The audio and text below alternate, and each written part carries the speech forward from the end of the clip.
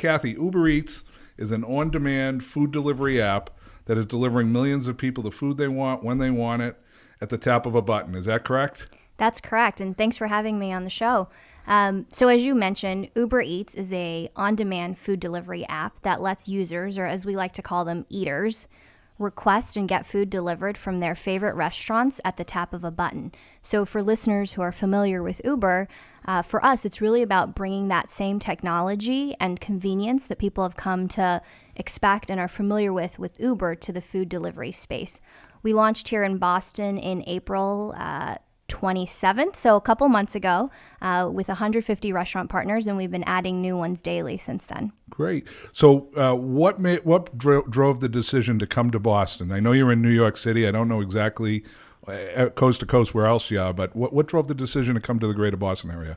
Well, we're actually now in over 100 cities globally. So we just launched our 100th city in Brazil at Rio, which was an exciting milestone for us. And the decision to come to Boston was pretty simple. One, I've been with Uber for a couple of years, so besides selfishly wanting to have Uber Eats here in Boston so that I could use it, we also saw that Boston would be a great market for a couple of reasons. The first is that there's a really growing and vibrant restaurant community here in Boston, and we were really excited to be a part of that and to help restaurants grow their business here in Boston.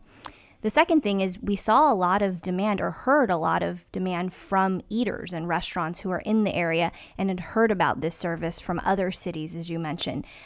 You and I were just talking earlier with someone who said she had moved over from New York and she came to Boston and was wondering where was Uber Eats. So we really saw a lot of demand from the people in the Boston area wanting this service. We cover all of Boston, and we go up north to Malden and Revere. On the west, we're covering out to Brookline, and then south all the way down to Quincy.